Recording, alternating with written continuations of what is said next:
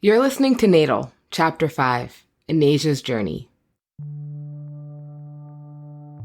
Biology is the least of what makes someone a mother. Oprah Winfrey.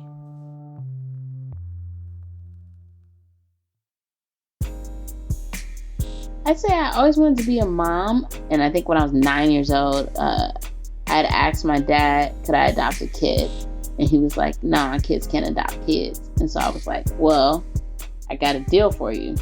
If you adopt a kid, I promise I'll take care of the kid and like do everything the kid needs and stuff like that. And then, but like the government, people won't know. They'll think that you adopted the kid. And he was like, go ask your mother. And so I went to my mom and I was like, Mom, Dad said I can adopt a kid if you help. And then she was like, your father didn't say that. And I was like, are you sure? And and I remember this conversation so vividly because I rehearsed it and tried to rehearse what answers they would say so that I can get my kid, you know. And I did not get a kid at 9 years old. I love Anasia's childhood memory.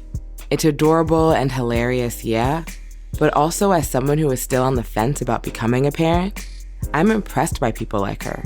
Folks who know for certain, early on, that they want to become one. I don't feel like our society in general thinks about it this way, or says it enough. But being a parent is such a sacred role.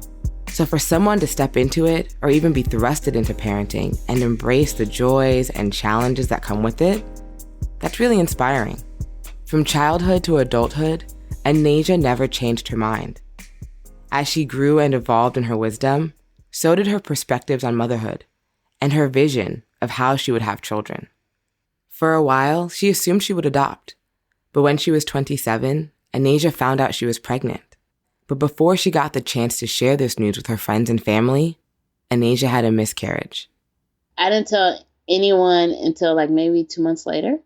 I told my best friend, and she was like, dude, why didn't you tell me? Like, what's going on? I was like, how do you just walk up to somebody and be like, hey, I lost, this embryo. And she was like, well, it was a baby. And I was like, nah, not yet. And like, I was hurt, but I was trying to distance from it. So I was like, trying not to acknowledge that it was a baby at the time, because that's how I was dealing with my emotions, I guess, for it in 2014, because that was just a different time in my life. Like, I wasn't in that mindset I needed to be in. Like, that wasn't planned, you know. It was someone that I was sleeping with, and it was just like, oh, I guess I didn't want them to be a parent to my child anyway, so like, okay. And I just rationalized it by saying a lot of different things to myself and trying to make it not real. As Anasia processed and began to move forward, she thought a lot about the kind of parent she wanted to be. What were her values? What lessons would she pass on to her little one? What would she do differently than her parents? All of these questions were in the back of her mind as she continued to date. And it helped, because she got clear on what she did and did not want in a partner. One of the main pros and cons were like demographic first, like, do they want to stay in Iowa? It was like, if they want to stay here and raise a kid, nope. And it was like, the next level was more of, are they someone that's mature enough to want to actually raise another human? And mature in the sense of, are they narcissistic or only about themselves or selfish? Like, because then you can't honestly take care of another human being if you put yourself first all the time. And so that was a factor for me. One of my exes, he followed me here from Cleveland, actually. I didn't want someone that was like a follower, you know, so it was like, no glove, no love, because I just couldn't risk having a parent with him. He wanted to teach, like, he was like, if it's a boy, I'm going to teach him how to be a man's man, you know. And I was like, that's not how I want to raise my son. You know, I want my son to be the next generation of healthy men. You know, like, I want him to be a feminist in that positive way, like that he knows people should be equal. Like, and he definitely wasn't in that mindset, the guy that I was talking to. Like, you know, he would joke about, like, you know, if he had a little girl, like, she can't date though until she's like 16. And I was like, if you say stuff like that to her, like, she's not gonna not date. You just won't meet them and you won't know. And I was like, I'd rather know and be able to have that conversation. Like, you talking about, you'll tell your son, like, here's condoms and how to be safe with that, but you're gonna tell your daughter, like, just not to date. And so that made me think about that with other partners. Like, this one girl I was dating, she was like, I want them to be so free-spirited. We're like, they could just run around and stuff. I was like, okay, that's cool. I was like, what about like when you're in the grocery store and stuff? She's like, yeah, like I'll just let them do whatever in the grocery store. And I was like, you gotta have some structure in a kid's life. And she wasn't about that. She's like, no, they'll learn. Like, they don't really need structure. Like, I mean, I'll give them nap time and bedtime. I was like, what makes you think they'll follow that nap time and bedtime if they don't have any other structure from you? And so it's a lot of those kind of things. Becoming a parent was an achievement Anasia wanted for a long time. She didn't take it lightly, and she didn't want to just rush into it. But she couldn't ignore this call to nurture. As she took her time considering her partners, in the summer of 2014, Anasia found other opportunities to fulfill that desire. Yeah, I had custody of my cousin Tyler for 4 months, maybe 4 or 5 months. And I was like, this was actually kind of different, huh? I mean, yeah, he ate all my food, but like, I was like, that's what teenagers do. And then once he went back to my aunt, my mom's sister, I was like, I kind of want to do this. Like, I never thought I could do foster care. By this, Anasia meant becoming a foster parent. It would be her gateway to parenthood. In 2014, the year Tyler came home with Anasia, about 4,000 kids entered into the U.S. foster care system. Today, there's more than 400,000 kids in foster care. While Black kids are only 14% of the U.S. child population, they make up 23% of foster kids. And in Iowa, Black kids in the system are overrepresented as well. A while back, Anasia had attended church with a woman who'd fostered children, but struggled with the idea of doing so herself. She didn't think she could handle saying goodbye when it was time for the kids to move on. But caring for her cousin was the mind and heart shift she didn't know she needed. So I went through the informational classes a few months later, and that was the beginning of 2015, and then got into classes and became a foster parent towards the end of 2015. And it was an interesting journey going to the classes and hearing like the different potential foster parents in the class and seeing who dropped out along the way and the questions they would ask. I'm like, that's common sense. Like, and I kept thinking in my head about that with so many things. And like, I was like, I can do this. I can do this. The pep talk that Anasia gave herself is the same pep talk Dr. Tanya Hawkins Hunter has been giving herself ever since she was a young girl growing up in rural Bastrop, Louisiana. Dr. Hunter is an OBGYN and the founder of the Well Woman Center, a private practice serving patients in northern Louisiana's Washita Parish, as well as rural counties in neighboring South Arkansas. My mom says that I knew I wanted to be a doctor at 4. She says that I used to say, I want to be a doctor when I grow up. And, I guess I don't know what stemmed that, because in my community in Bastrop, there were no doctors that looked like me, right? There were no doctors of, African-American, ethnicity. There were no female doctors, none. I went to the pediatrician, and she says that I actually told the pediatrician that I was going to be a doctor. And that was pretty phenomenal. She did buy me like at that time, their board games were really big, the operation game, where if you touch something, it buzzes, I don't know if I got it from there or what, but I just knew that I wanted to be a doctor. In addition to being a doctor, she's also a wife and a mother of 3. Faith is her oldest, Emmanuel is in the middle, and her youngest is Hugh Carmichael. All 3 are adopted. But back in 2002, when she first set out to start a family, towards the end of her residency program at Louisiana State University in New Orleans, adoption wasn't in her plans. I had some infertility issues at the end of my residency. My husband at the time and I decided we were going to try to start a family my senior year and try to have a baby. And I ended up having a pregnancy loss, and I had some large ovarian cysts, and I had to have surgery during the pregnancy. And basically the baby didn't make it. So it was kind of devastating. It was pretty devastating, to say the least. I ended up having a pregnancy loss and the inability to have children because both of my ovaries were removed. So that was, just a hard stop for me. The double loss of her baby and her ovaries was completely devastating. I am, typical. They say healthcare providers are the worst patients, not because of attitude, just because of everything that can happen will. And, that was truly, the case for me. I ended up, having to take a few months off from residency, but, ended up finishing on time. But I think, coming in 2002 to this environment, having gone through that recent experience of high-risk pregnancy, of loss, of, surgery during pregnancy, of, having to be referred, ultrasounds, epidurals, all of those things. And recently experiencing that, I think my perspective was very different. It was very rich. I think it was very personal for me. And I think that, over the years of, practice, I resigned myself to the fact that in order for me to have children, I would have to adopt.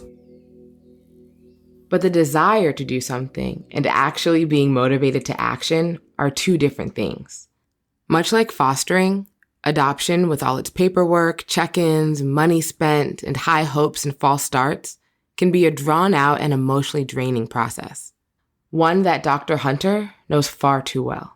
In my first adoption, I never met Faith's parents.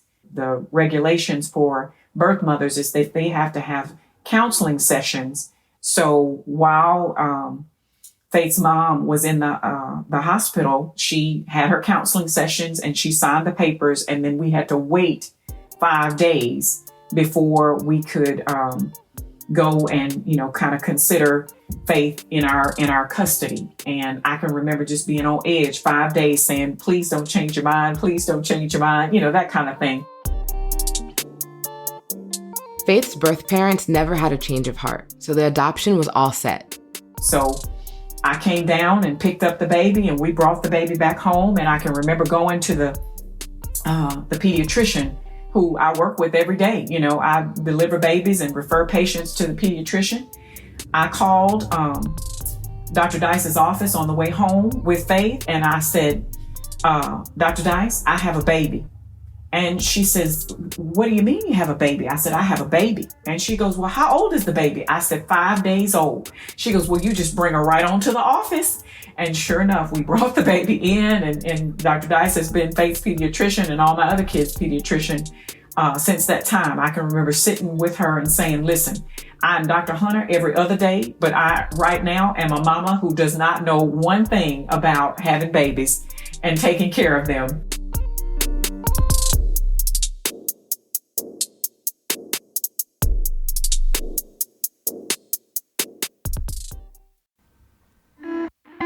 If you're looking for more stories that pass the mic to Black parents, look no further than Sisters in Loss. Their podcast spotlights Black mothers who share intimate stories about infertility and pregnancy loss.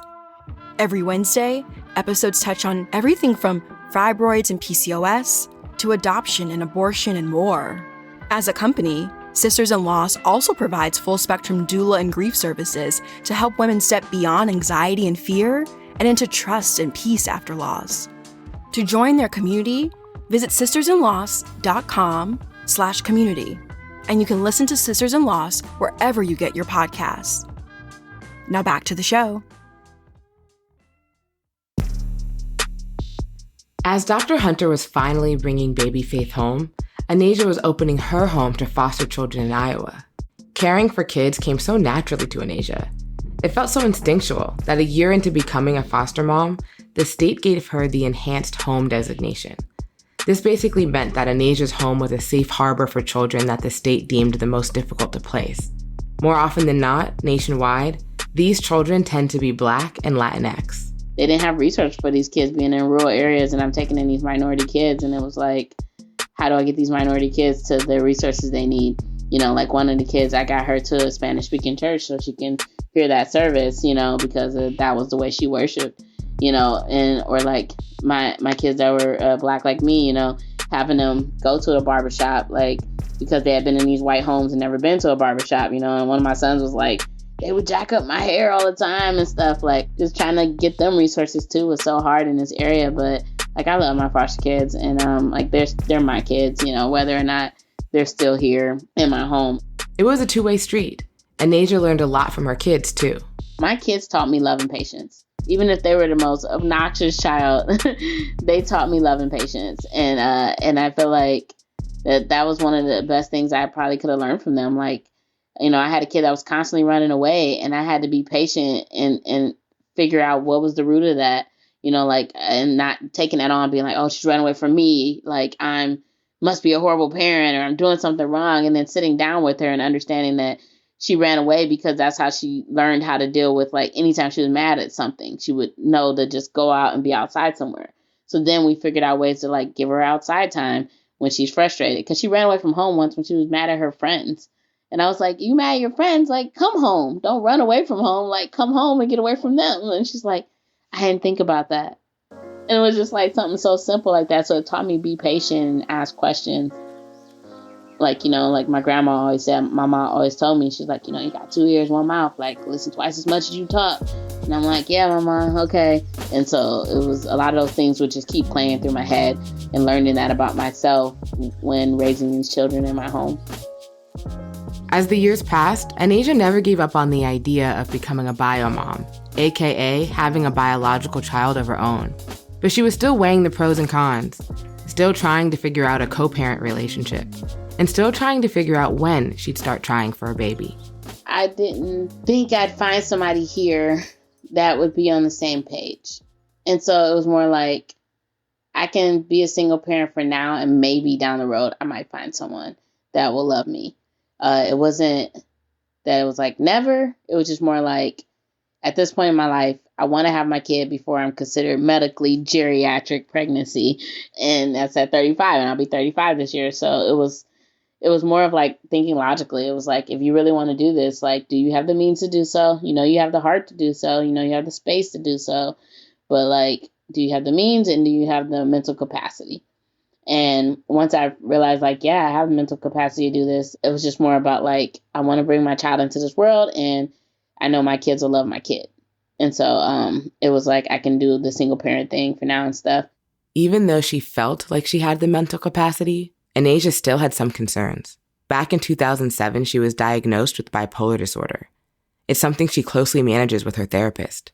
But to be honest, she was still nervous about the possibility of passing her diagnosis on to her baby. So being like bipolar, NOS, it was like this weight was always on me. And I've been seeing a counselor for years, and just having a discussion with her, like, I randomly bring it up over and over again. And she'd be like, Anasia, like, you would be able to recognize signs early enough if your child was struggling with things. And you know many ways to communicate with children, because that's what you do every day. Like, if your child, you know, God forbid, were to have, you know, struggle with some type of mental health conditions or mental illness, like, you would know to get them resources. You wouldn't dismiss it like your parents did. You wouldn't, like, tell them that they're crazy for thinking certain ways. Like, you would know that, like, if he or she needs help, then you would get them help, or you would know, give them outlets. And I was like, I never thought about it like that. And then once that self-doubt was gone, it was like, I got so much love to give. And hearing people say that when I took in foster kids, they were like, man, you just have so much love to give. Like, that's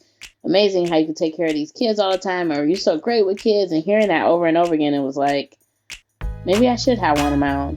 Like, maybe I should go ahead and do it. Strip the Band-Aid off, and let's bring the baby here and, you know, get rid of this fear from, you know, that miscarriage in 2014, and, like, go forward. With this newfound confidence, Anasia wanted to try again via a sperm donor.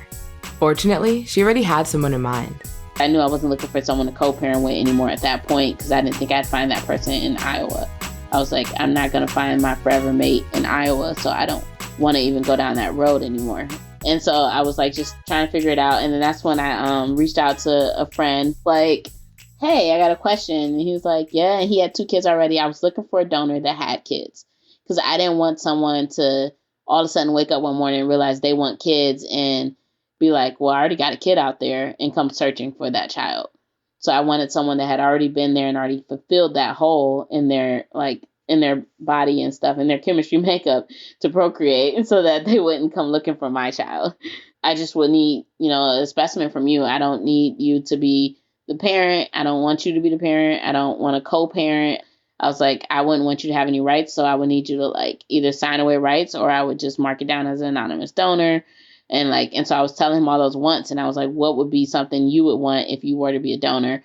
And so then we talked like that, and we were on the same page. And so that's when I started trying to conceive at that point. After months of trying, though, Anasia still hadn't gotten pregnant.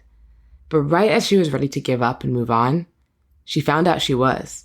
In 2019, summer 2019, it took, and I was all excited. And then I had a miscarriage I know when it happened. It happened at the fair in 2019 in August. And I had a kid in my house at that time and stuff, and I couldn't talk about what was happening, like why I was falling apart. Like many people who experience pregnancy loss, or multiple ones at that, Anasia dealt with the loss quietly, on her own. And although she wanted nothing more than to conceive a baby, quite frankly, Anasia was tired. Her body was tired. Dr. Hunter remembers also hitting this low point after her losses.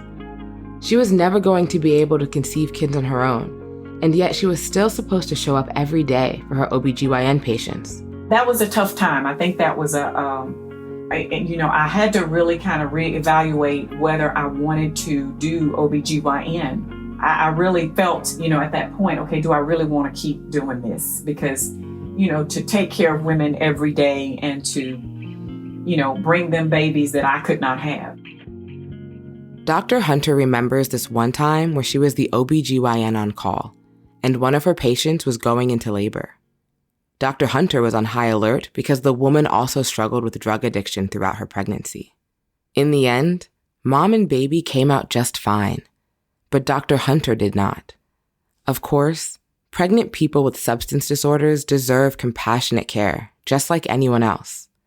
But Dr. Hunter admittedly struggled to see beyond her own pain. I think I just burst out crying. I was like, how does this patient, end up, getting a live, healthy baby and, did everything the wrong way. And I try to do everything the right way, of course, and don't get a good outcome. I was just devastated. I was like, this is not gonna end well. And for me to have to do this every day for the rest of my life, I didn't know if I could be a good provider for patients who, were not like me, and I think it really, tested in so many ways. There's never, I don't ever want to say that there was a silver lining in that because, in my mind, there was not. I mean, that was my first pregnancy, my first baby. There was not. That will forever be a huge loss, a huge grief. I think about that even today, but I don't know. I'm a Christian woman and I have to kind of say, there was a reason for that trial, or there was a reason for that experience. I think that also kind of, enriches my perspective as far as, especially African American women who go through infertility. It gives me a unique opportunity to kind of, help ladies through that, having gone through that journey myself. And, in order for me to, keep going, how can I best use this experience to, just to move forward and to do what it is that I do and do it better, or do it, with more empathy or more compassion. And I think had I not had that experience, I would not be the doctor I am today.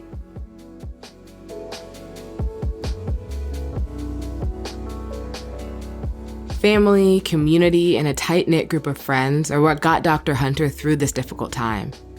Similarly, Anasia's small group of chosen family and aims gave her all the strength she needed to keep trying toward her dream. A dream that began with finding a new sperm donor. That search would take her on a pregnancy adventure only possible in the 21st century.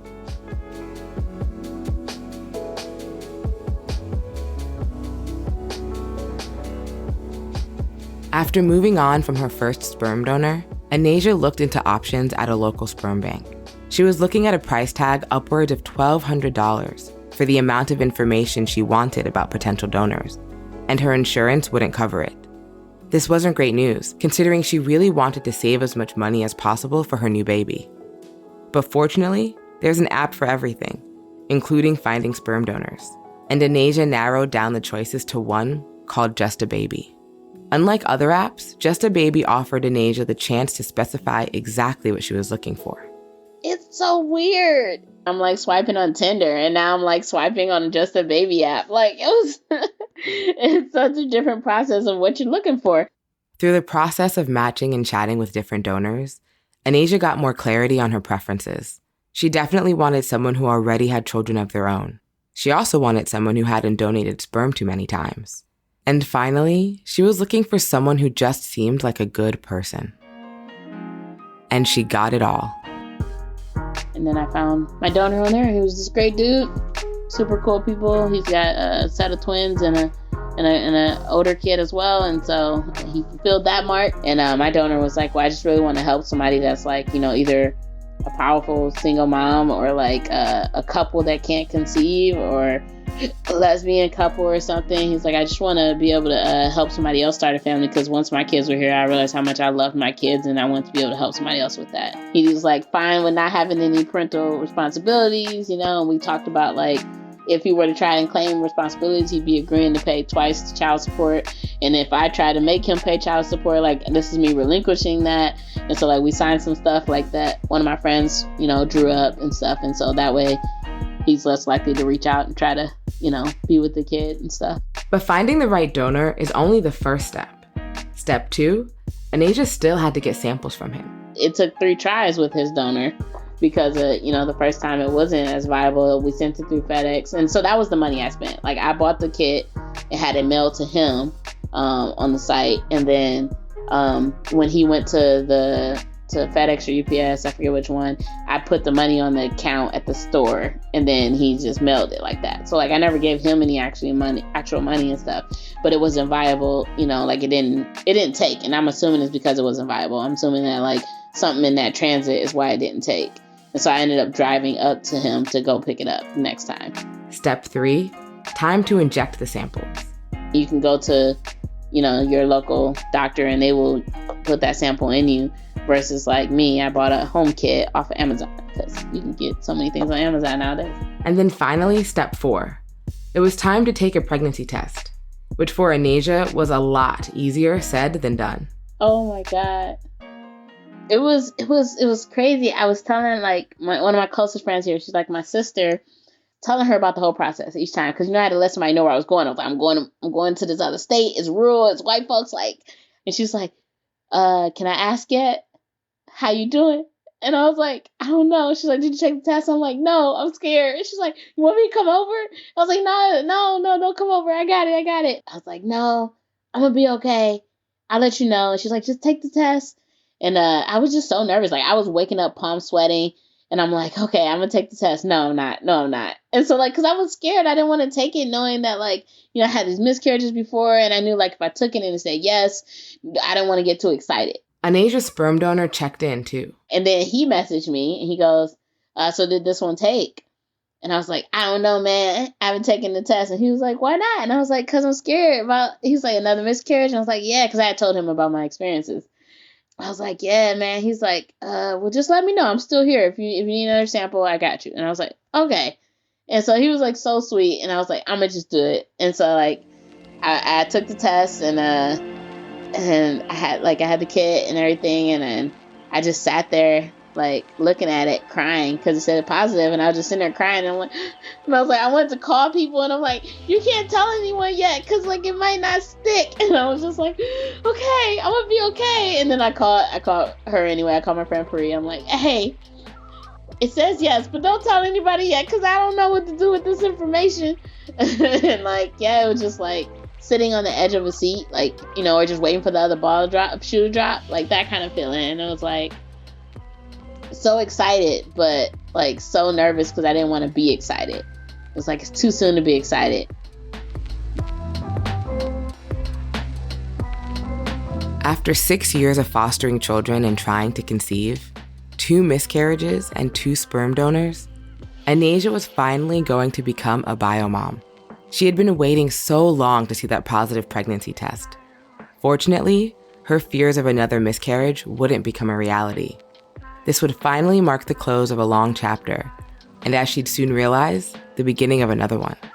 In our next episode, we'll spend some time with Ciara Hunter to explore what happens after a pregnancy test comes back positive. Before you go, if you're looking for more resources on pregnancy loss, including how to ask for the support you need or how to be a better support to those in need, check out our episode of NPR Life Kit. You'll hear from a few familiar voices from Natal Season 1, including my own mom, Marilyn Abrahams, and even Sisters in Loss podcast host, Erica McAfee. Visit the link in our show notes to listen.